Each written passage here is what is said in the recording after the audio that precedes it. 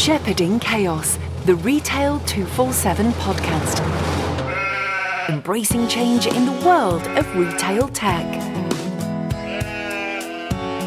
Hello and welcome to episode 3 of Shepherding Chaos. My name is Martin Schofield and I'm the CEO of Retail 247. Today we're again joined by Alan Morris, one of the original founders of Retail Assist and now a non-exec director of Retail 247. Today I thought we'd talk about one of my pet hates that I've seen throughout my career, the statement IT and the business. My opinion is that IT, done correctly, is a fundamental part of any business and should act as such. There are definitely two types of IT function, though. Those that fix the PCs, which I grant is an essential need, and those that also embrace and lead business change. IT is one of the few functions that has the opportunity to see process end-to-end, to see the impact of change in Department A and the change impact that has on Department B, and so on. Since my career started, we have seen technology take on an even more fundamental role. Digital growth has seen technology set the customer service agenda, and as such, the custodians of that process have an even more vital role to play. Now, Alan, you've been exposed to many retail organisations. You've seen IT done well, and you've seen IT done not so well, I assume. I guess, without naming too many names, let's share what you've seen. Without naming too many names, right. With the odd name. Yeah. Okay, well, let's try to hold that back for the end. I think where I've seen done particularly well is where where people see the business as something that every department contributes towards. So it's not, you can't have a situation of IT and the business, because IT has got to be fulfilling its role to drive the business forward. So if you look at the people a company employs as the company, and the business is what they're trying to achieve its objective, the situations where I've seen it done well, IT done well, is where people recognise that. And I had one particular example where everything the IT department did, whether it was looking for a new system, whether it was starting a new project, an internal development project, whatever it might be, started with a business objective in mind. It didn't start with the technology need, it started with the business objective. In this day and age, given the reliance that that companies have on technology to do their business, then it's absolutely imperative that everybody involved actually is working towards a common goal. So to answer your question, that's when it's done well. When it's not done well is where the IT department has its own strategy, where the IT department has its own goals and objectives, and there's a belief for the IT director that it's aligned with the business needs and requirements. And I've seen so many projects fail because actually they're not aligned.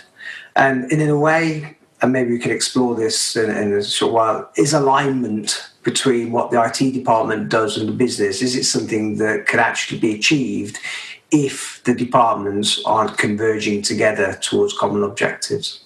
I'd take it a step further, Alan. I mean, in that intro, and thanks for that, you've talked about IT and the business numerous times there. And I just think IT functions have to act like they're already part of the business and be prepared to drive and lead. They want a seat at the boardroom table and often have, although I've seen that tail away slightly. But yet they go talk about the need to replace hardware, and that just doesn't grab people's attention. They really have to talk about business impact and business opportunity, not just routers and servers. Routers and servers and replacement of hardware should be a natural byproduct of implementing systems that add business benefit. And I think IT, back to my earlier point, having seen end-to-end and the opportunity that exists by cohesive process end-to-end, is best placed to suggest how things can improve. And really, they just have to start acting like they are a fundamental part of the business. They are. I can sort of widen this out for a moment and then to bring it back in again. How many retailers have you worked for that you would say, or experienced, would you say, have an absolute clear vision for their future with a strategy in place that the whole company engages with, so that everything that they do to drive the business forward is driving towards achieving that vision? Yeah, none. Well, that's slightly harsh. I mean, retail is fundamentally by nature very reactive, and you can't have a hard and fast strategy as a result of the fact that there are so many influencing factors. Working for Burberry was probably the best long-term vision. It was a time in the early 2000s when Burberry was going from has-been UK brand to global super brand, and that was very much the business objective. Everything was aligned to having product that was moving to the high end, was de-emphasizing the Czech presence on that product. Although they had one or two blips on that process, but it was about clear vision, and everybody was bought into that growth of the brand. But retail, in general, is just too reactive to have that detailed long-term view. Taking it slightly further, when you talked about, sorry, Alan. So just to step in for a moment there. Yep. Burberry were at that particular time. I remember it well. But Burberry were extremely successful at that point, and that's because all of the departments within the company were all pulling together towards a common objective. Now, at that, with strong leadership guiding it. Yeah, but at that point, did anybody inside the Burberry bubble ever turn around and say IT is not aligned with the business? Can't specifically remember, but I'm sure it was. I mean, I was placed looking after the IT for the retail side of the operation, and as such, I sat on various retail boards as the person that was offering technology support to those initiatives. And I think I was, if I pat myself on the head, I think we were very much aligned and treated as part of the retail operation rather than part of the IT operation. To the point that I was even in the retail building rather than the IT building. And just by acting like and making relationships with key bits of the business players, people that had a direct impact on trade, you were taken seriously. I mean, to the point I went out on a couple of the buying trips just to experience the sort of overall process, but more importantly, the technology issues they might face as part of that process. So, yeah, I think if you act like it, then you're often welcomed into the fold rather than kept at arm's length. That's my point. I think, going back to your question, where have I seen it done well? Well, that is one example where I've seen it done well, and it's done well because the business does have a vision. I mean, I take on board your comments about retail businesses needing to be reactionary, but actually, I still think any business, whether it's an IT supplier or whether it be a retailer or any business or any organisation trying to achieve something, they have to have something they're aiming for. And global, yes, absolutely. Global brand exposure is that's a vision. I honestly think at the moment. So, for example, with a lot of retailers would say, well, our vision at the moment, our objective at the moment, is to get through the coronavirus pandemic. But there's got to be something beyond that. There has to be something beyond that. What are you trying to achieve? Because then what you're trying to achieve will drive everything else out across the company. And because you're trying to achieve a common view that everybody's engaged with, then the IT department will come to the fore by offering solutions that are actually in keeping with hitting the objectives that will mean that the vision will be achieved. If you don't have that, then I can't see that the IT department will ever feel part of the company, and there'll always be this misalignment between the efforts IT put in, which are considerable. I mean, it's hard work working in an IT department. I mean, it is really hard. Yeah, but every department would say that, of course. No, but it is, though. It is hard work.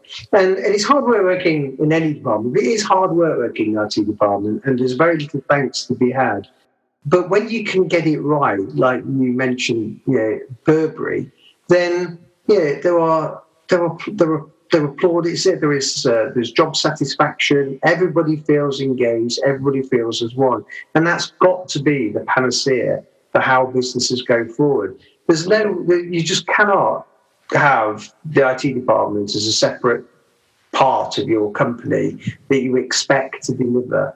I agree, but my point is that to get out of that trench, the IT departments need to act like it and lever themselves up from that trench rather than just wait to be pulled up, if that makes sense. Yeah. I think I was lucky enough in my very early career in technology, the Burden Group in Debenhams, to work for, well, I guess, looking back, an early function that really thought itself as part of the business. A guy called Martin Chatwin was my IT director at the time. He gave me my first job in technology, trainee analyst programmer, moved me to London, and set me off on a path of where I am today. But I've spoken to a number of people who worked with him at my side, and we all look back at that period of time that really set us off on the right path. He treated everything as business-led rather than technology-led.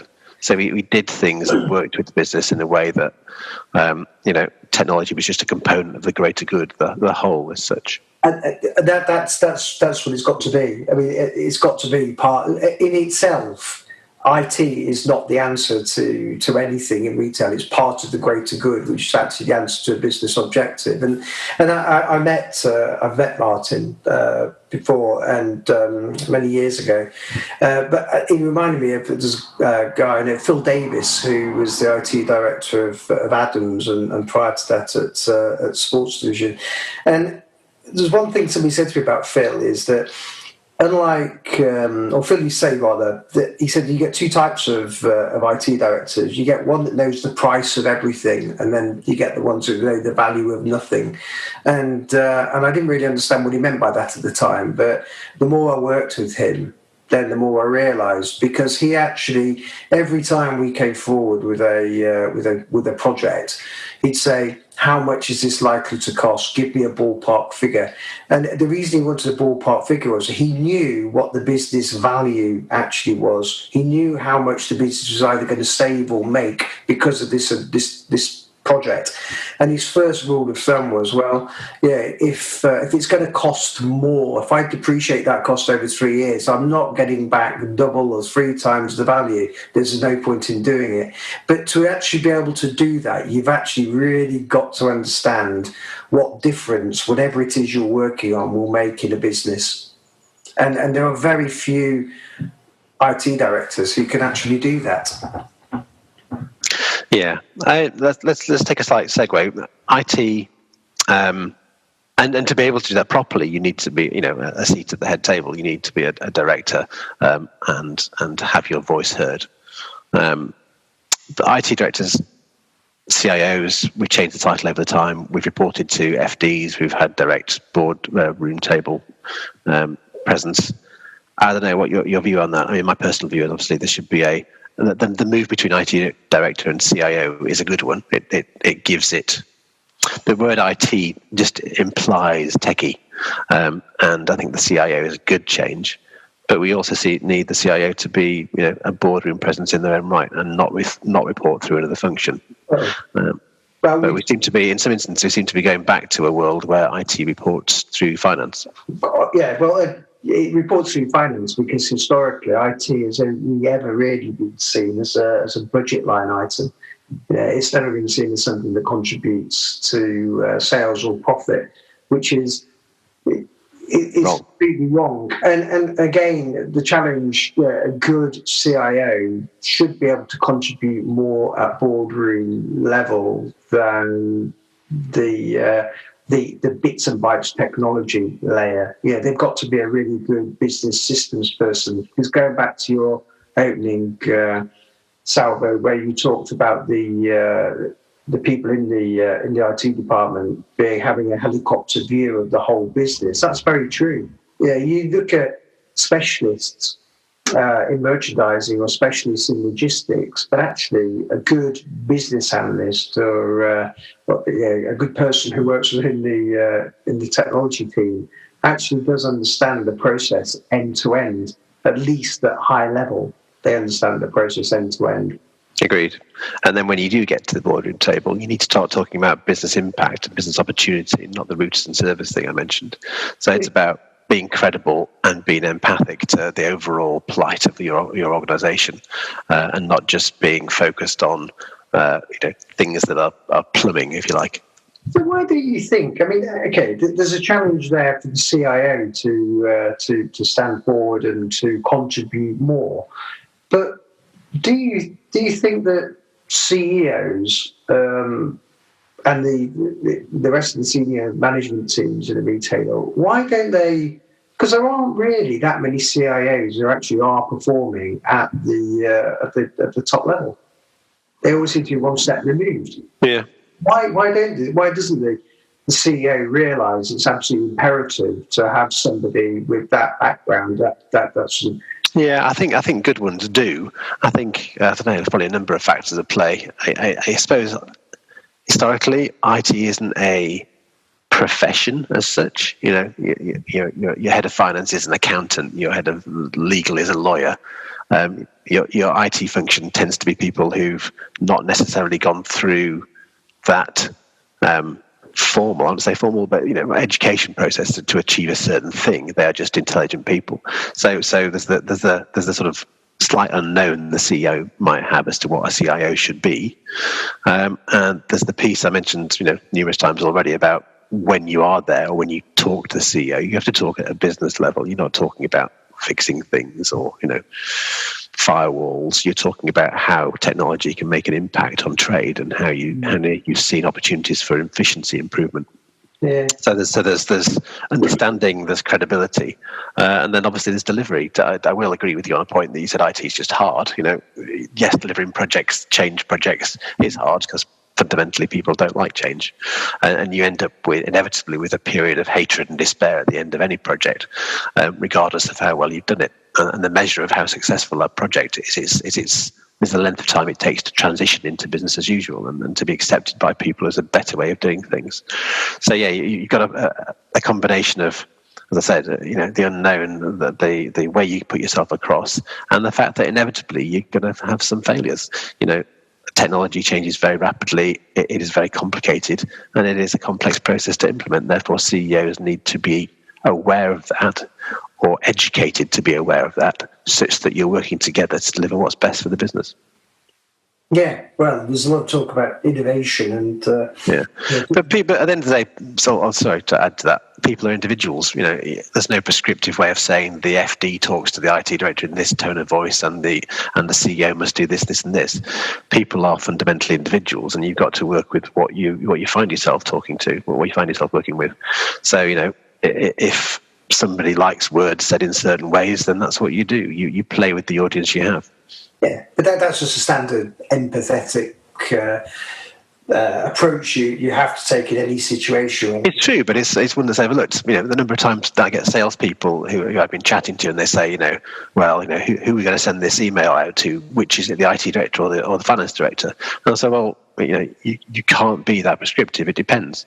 Some organisations, the FD will have oversight of IT. Sometimes they won't understand the first thing about it. Sometimes an IT director will be more focused on fixing the firewalls than he is on leading business change. So you have to understand the individuals that are playing rather than the titles. But I think, I've been thinking as we've been talking, well, it's all very, we can, a lot of people, it's easy to add to what the problems are. We should spend a bit of time talking about what the likely solutions would be. What could you do to make things better? Because there's got to be a way forward, isn't there? And I think for me, a company has to think differently about the way it's going to do business, because I still see many ways in which retail companies are operating now in the same way as they did in the 1990s. They might use slogans differently, but actually fundamentally they operate the same way. But the market's changed massively, and it's going to continue to change. I was chatting with somebody last Thursday that said, well, why do projects fail? Is it because the requirement process isn't definitive enough? Are we using the wrong methodologies? And I said, no, the problem is that retail requirements are only ever indicative. They're never prescriptive, because they're never explicit, rather, because nobody really knows what they want. Yeah, nobody really knows what they want. So how can you create a structure, an organizational structure that is focused on a vision, so mindful of usually you need to course adjust. And one, and we've discussed this, not on one of these podcasts, but at another time, about maybe the breaking down of silos in business. So actually you have multidiscipline teams working together. So actually, you don't have the IT department. You have somebody who's from an IT background, but sitting alongside a merchandiser or sitting alongside a logistics person every day, working as if that everything that's done is a change. If that makes sense. Yeah, no, and IT departments doing well should be doing that as a matter of course, and should be building those relationships. I guess the counter to that is that if you're doing large projects, you often second people from the business thing, and they work. They work well. I think although projects are tough and that they fail for other reasons, when you've got a good team of people working together, so if you're doing a merchandise replacement, system replacement project, the fact you've got merchandisers sitting alongside business analysts, sitting alongside systems analysts and finance people coming in and everybody contributing, actually you get this real togetherness and this real time when there is a convergence of all the skills, experiences, passion, everything comes together to deliver a common objective, and that works well. Unfortunately, as soon as the project's finished, which they don't want to go back. They all go back to their own way, and they start working in silos again. Well, that's right. Actually, often you find they don't want to go back, and they become so project focused rather than day-to-day business focused. That's a sort of consequential downside sometimes. But I know what you mean. Yes, they've got to take and spread the word as well as. Shouldn't we see business going forward? Shouldn't companies see business going forward as a project? Yeah. So basically, it's a company-wide project that everybody's contributing towards, and it's the vision. It's delivering that vision. It's go back to Burberry of having the global brand project, and it lasts for as long as we become a global brand, and then we set another vision for. Whatever the next vision might be, and everybody's still working together. So the business works as a project, and as part of that project, there is also the keeping the lights on bit. So it's raising the SKUs, raising the purchase orders, making sure the systems don't fail, and the invoices. Yeah. Maybe that's the approach that actually the business splitting that's commoditized versus that's you need two layers. One layer of people who are keeping the business running, and you've got one layer of people who are driving the business forward. But actually, the traditional department they come from is irrelevant. It's all about the skills you need to achieve a certain objective. And we should. In fact, I tried to change the IT function at Harvey Nichols towards the latter half of my tenure, and we started talking about it as two different things. To validate your point, we talked about it as the business improvement side of the function and the business continuity side of the function. So those that spent the time keeping the day job going, keeping the lights on, and those that were constantly looking for change and an opportunity. And I think if you align yourselves and your staff and your approach to that, I certainly agree with that. Yeah. But do it across the whole. Do it broader. Yeah, do it broader than that, and that way you've got this. You've brought all of your skills and experiences, all your people together who can hit the objectives at the same time, making sure that whilst you're going off and with loads of great ideas, the world's not falling apart around you. Yeah, you use the tools you've got, don't you? And you use that from a working with the individuals, putting in place an approach that they empathise with. But also, I found the small things sometimes were the best tool for keeping projects on track was often to buy people that were having problems, getting the new iPhone or the latest BlackBerry. That sounds quite simplistic in its approach, but it often worked. Well, it does, and I've seen some really good work done by teams of people from across the business on particular projects, and to me it was always a shame that, as I said before, the project came to an end, and you break down that star chamber of expertise to go back to doing what they always did, waiting for the next project to come along. It's a mean, just to counter my own argument for a second, I think you can go too far. I mean, when I joined Harvey Nichols, I was head of IT. I was promoted to IT and logistics director. Now, IT to logistics is a relatively straightforward move. It's a lot of common sense, moving parts, keeping things organised. But then I was promoted again to group retail operations director. So I ended up running the stores and international stores and online, as well as the other things. And, I did okay. Not as well as I'd done on IT and logistics, I would imagine. And my level of contribution to actually running a store, if I was brutally honest, was I the right person for that?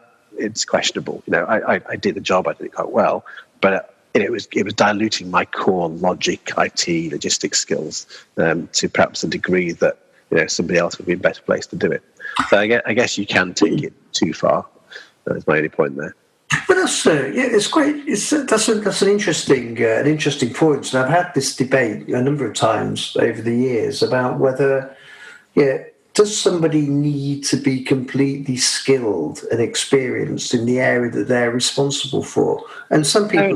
No, I agreed. You're providing leadership and insight and all the rest of it and empathy. But the fact that I was promoted to going to New York Fashion every year, New York Fashion Week every year, sat on the front row of a fashion show, I'm not quite sure what I was contributing at that point.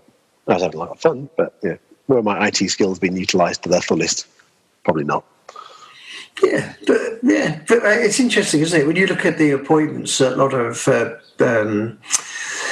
listed retailers make, the person they bring in to run the company, there's quite often situations where the person's got absolutely zero retail experience whatsoever. Their only retail experience is being a customer, which actually, in a way, I suppose, is that's not a bad thing. A valuable experience to have.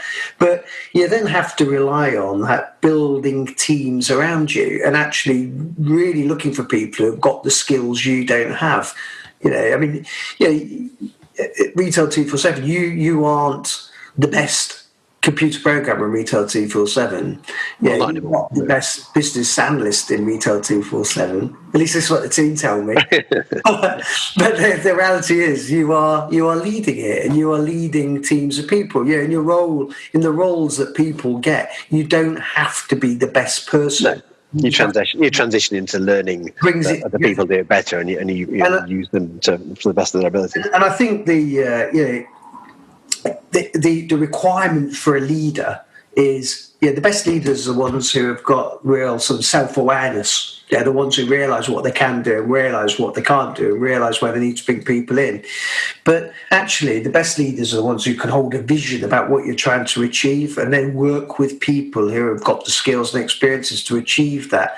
There's this phrase that has been used many times in IT. I was going to say people use it about me, but I don't think so, because I've never been that technical. But you reach your position of incompetence in technology because you start working as a programmer. You become the best programmer.